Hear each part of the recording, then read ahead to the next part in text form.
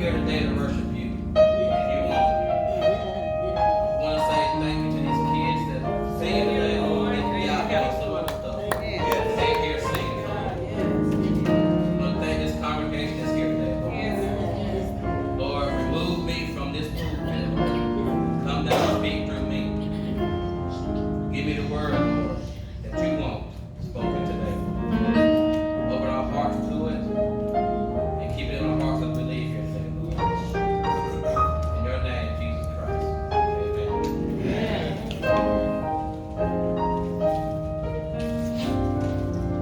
I'll be coming from Ephesians 6, chapter 1 through 4. You'll read with me. Ephesians 6, 1 through 4.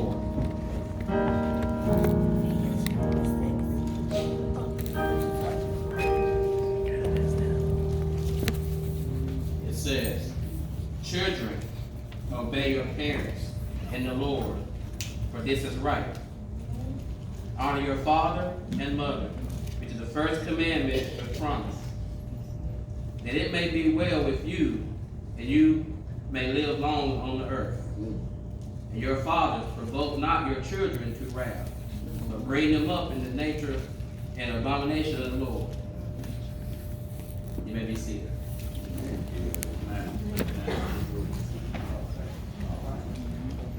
Today is Youth Sunday. And kids, I know you hear all the time about you should obey your parents. But you hear it enough, but you don't. But you should. I was a kid once, I didn't obey my parents. If you look at these words according to Paul, in these scriptures, it's giving you the instruction that God gave in the Old Testament. It was in the Ten Commandments. And so Paul is giving this example because this is what God said. But at the same time, you understand that it's a parent's responsibility also to have your kids embedded in the Lord. Come on. But in this day and age, kids are being raised by everything else except from their parents. Come on. Let's be honest, we got parents that is focusing more on their jobs, they're focusing more on their social life, they're focusing more on other stuff except for their kids. Let's think for a minute about kids out there committing crime. You got kids shooting up schools, you got kids shooting up churches, you got all this kind of stuff. Come on. Let's look at what their parents are at, what their parents are doing. If you look at some of the interviews, some of the parents are like, I can't believe my son did that. I can't believe my daughter did that. Come on. Why can't you believe it? Where are you at? See, the parents are out there doing everything else except focus on what their kids are doing. While they're out there worried about their jobs and how they're going to make a living, their kids are in there on the internet getting all the information they want to get that ain't good. Come on. Okay, you got parents out there that want to make sure their kid will be the next LeBron James. They keep it the next Deion Sanders, whatever. But what about the next person in the church? Come on. See, we put a lot of focus on kids obeying and kids doing this, but in order to do that, you got to have a strong parent that's in the Lord. In your household, it's going to be God got to come first. It's got to come first. If God's not first in your house, your kids are going to be lost. When you have God at the head of your home, it comes down from God, it comes to the father, then to the mother. See, God is first. God comes before your wife, God comes before your kids, God comes before everything. But you got to embed that into your kids too. You see, we expecting the church to raise the kids, schools to raise the kids, but parents need to raise the kids. Parents think, okay, I'm going to send my child to church, I'm going to send my child to Sunday school, let them do what I can't do. Don't get me wrong, it's a good assistance, but it starts in the home. Remember that, kid, it starts in your home. Parents embed the Lord into your kids. If you don't, somebody else is going to embed the world into your kids. And your kids are going to be like, Come on, yes. if you want to embed the Lord into your kids, somebody else is going to embed the world into your kids. We don't live for the world. You got to have the Lord embedded in your heart. If you don't have it in your heart as a father, as a mother, you're not going to have it in your kids. Amen. And then you wonder when your kid is in trouble, in jail, why? Not my child. But where were you at? Where were the parents at? You got so many kids that will go to church, and then you see them sitting in the pews, but there's no parents there. The parents are sitting in church, kids in church as a babysitter. So the parents can sit at home and do whatever it is they do because they don't want to be bothered when they ask her. So they sit in the church.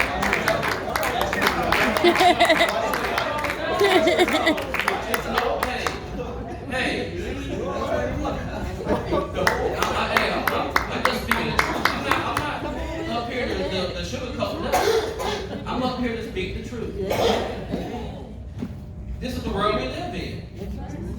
You got kids that spend all day on the phone, all day on the laptops, all day doing everything else except what they're supposed to be doing. They need to be doing homework, they need to be doing all this other stuff, but yet they want to be on YouTube, they want to be on Facebook. They don't want to be in this book right here, though. They want to be on Come on. Hey, this book can teach you some stuff too, you know what I mean? It can teach you stuff that YouTube can't teach you. Yep. Come on. It can teach you stuff that Facebook can't teach you. This can teach you how to love the Lord. Yes. You know, you have math books, you have science books, and school's not going to teach you about the Bible, but your parents can teach you about the Bible. There's all kinds of stuff here. It says in here all throughout the Bible. I can tell you numerous verses that says, honor thy father and thy mother. It says it for a reason. It's not just there to be there. It's there to teach you. You got to honor your father and your mother.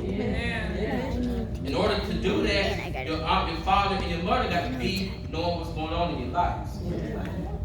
You see, kids think they slick these days. You know, kids are a lot smarter than when I was a kid. They know how to hide all. They know how to do more stuff on computers than I do. You know, come on. Hey, see, they know how to hide this, hide that. You come in the room and what you doing? I'm doing homework. Really? Okay, time you leave out the room, what you doing then? Then back to the little social media, then back to the YouTube. And Come on. I know all the tricks. I was a kid one time. I know all the tricks. My kids know, I can tell them all the time. I was you one time. My mom can tell you some of the tricks I try to pull. And the kids are trying to pull the same tricks that nothing new under the sun. Nothing at all. But they think they're so smart. You know, this is graduation season. A lot of kids finna be graduating in the next few weeks. They finna get into the real world. Yes. They gonna be, I wish I could go back to school again. Hey, you finna be in some trouble if you ain't out there, if you're out there and you ain't got the Lord in your life. Because if you're not embedded in the Lord, it's so easy to go down the wrong path. There's so much stuff out there that can lead you the wrong way. And we all know that father of lies, that one out there that's our enemy, he can make everything look like it's great. Yes. Even this word is great. But he can twist and turn everything in here. See, you got this person in your ear, this person in your ear, this person in your ear, and then you got your parents telling you right. But you think that your friends out there know more than the parents know. You think your friends know more than the Lord knows. See, you want to go with the crowd to please your friends, but sometimes being away from the crowd is the best thing to do. The seniors out there are going to learn that. Trouble is so easy to get into, but hard to get out of. Hard to get so many people sitting in jail today, wishing they would have went the opposite way. Amen. There's so many people in jail today, wish they would have had the Lord in their heart. So many people in jail today may have the Lord in their heart now. It didn't happen when they was out there in the world. So just like you got a choice of who you're gonna follow, Jesus, Satan, you got a choice of who you're gonna follow. My friends or the Bible, my friends or the Lord, my friends or the church. You got a choice. You got a choice. You see, we sit there and watch this stuff on TV, these movies, this and that, and these kids are watching, but the kids are watching and have no guidance. If they don't have no guidance, that stuff is going to influence them. It's so easy to be influenced with a young mind. A young mind don't have Christ in it. You get influenced by stuff you see, by people that's in your ear. You see internet, a kid that has no kind of guidance. And you wonder why they're out there shooting up stuff. It's easy to kids say they're being bullied. So it's easy for somebody to sneak in there and say, okay, you're being bullied, but I got a cure for that. Your parents home? They in there. They come in your room? No. Well, let's check this out. If you go and do this right here, and do this right here, and do this Yes. right here, you can, Come on. you can get rid of that bully. But see, the parents are in there sleep. Parents are in there worried about their job. Parents are working 24 hours a day. While the kids in there getting all this information from somebody that's trying to corrupt them. Instead of the parent coming in there and telling the child, you need to get to this Bible. You need to know that I am of Christ and you're going to be of Christ too. So instead of that, get off that computer and get this book. That's right. Come on. Get off that phone and get to this book. That phone is making you why you got else now because of that phone. Why you got else now? Because of that laptop. Why you got else now? Because you on Facebook. You ain't in your word. You got to be in your books too. But you got to be in this book also. That's right. We got to understand that. And once again, it boils down to the parents. It boils down to the parents.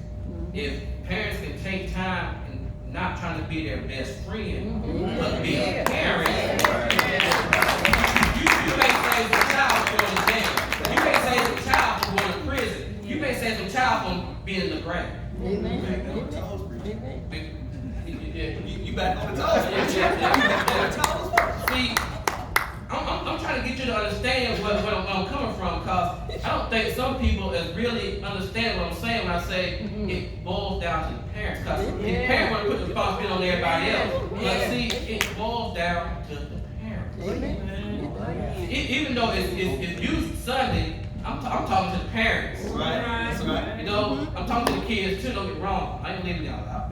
But you got to talk to the parents. You got to talk to the parents. If the parents do not understand this, the kids are lost. Who is the future of the church? Who's the future that's coming up? Our children. If you cannot get your children where they need to be, it's lost. They are lost. They're already lost in their mind already. It takes us teaching them to get where they need to be. So I'm telling you, and this scripture tells us, and there's many other scriptures that tell that same exact thing. But see, a lot of people don't know that because they don't read this Bible. You know, they don't read. They don't read. See, I can drop the mic right there.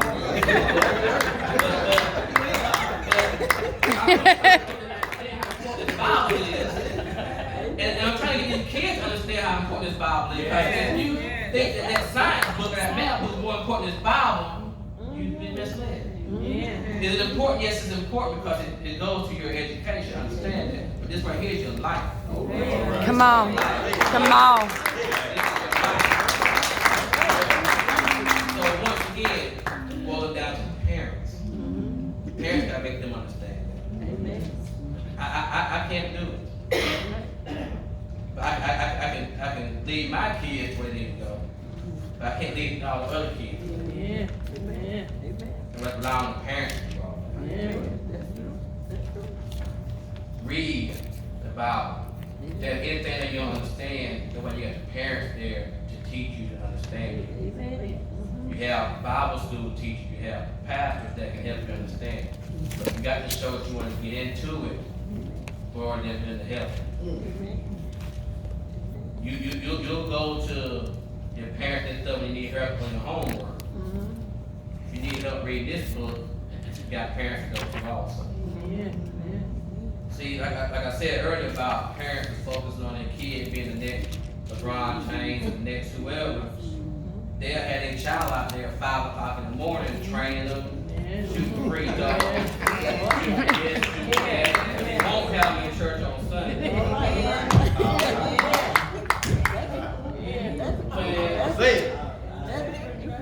They'll have them on the football field 6 o'clock in the morning in the weight room. They have their son that's 12 years old, look like he's already hooked already. But yeah, they don't have him in church on Sunday to get this word, but they need to be getting this word.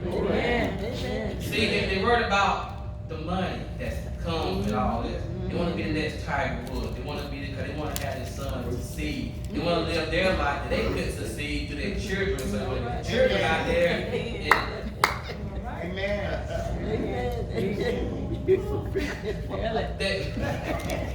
see, how can they focus that much focus on this right here? Come on. I don't. I should. Okay, I felt that same way at one time. Well, no, I was that way at one time. Everything became important before church. That was me at one time. I ain't ashamed to say it. Sunday morning, Sunday morning I'll recuperate. Sunday morning I had to go back and watch the football game. But now my focus is right here. See, that can be you too, children. You go through life, you go through changes in your life. You got to live a little bit to learn. So you're gonna go out in the world, you're gonna make some wrong turns sometimes. But as long as you got God embedded in your heart, He's gonna turn you back the way He needs to go. That's the truth. You got somebody praying for you. He's gonna bring you right back where you need to go. He brought me back, He will bring you back. Everything He's done for me, He will do. Remember that. Take that with you in your life. Remember, have God in your heart. Not in give a relationship to God. Form a relationship with Him. You have a relationship with your brother, you have a relationship with your sister, you have a relationship with your mother, your father. Have that same relationship with God. Remember, He's the one that's going to bring you back when you make that wrong turn. Always remember that, church. And understand, parents, guide them in that way. When they make that wrong turn, guide them back to the right. When they make that wrong turn, guide them back into this book. When they make a wrong turn, guide them back into the doors of the church. We here for open arms. Go here for open arms. Remember, I was you. I was you at one time. So understand, children, parents, you have got to embed God into your children. If you don't remember nothing else from this sermon, just remember, get God in the children's heart. Get God in the children's heart. Lord, I tell you, these kids today is scary. A lost child is one of the scariest people out there sometimes. You know, I ain't no punk or nothing, but a lost child, I want to work on a lost child. You don't know what they might do. That's right. Amen. It's scary. It's so scary. You don't really hear much about the adults doing stuff no more. It's kids. Amen. And parents, once again, where are they? And then when they do finally interview the parents or found, they don't know what their child's going through. Because they're not there. They're not there like they should be. They're letting the other things raise their kids. They let the world raise their kids. Amen. So, kids, remember, obey your mother and your father. Amen. Amen. Kids, read your Bible. Kids, ask your parents to help you read your Bible. Ask your parents to help. If there's something going on in your life that you don't think is right, you know it's not right, go to your parents. Go to your parents. All the seniors out there, your life is just starting. Come on. It is just starting.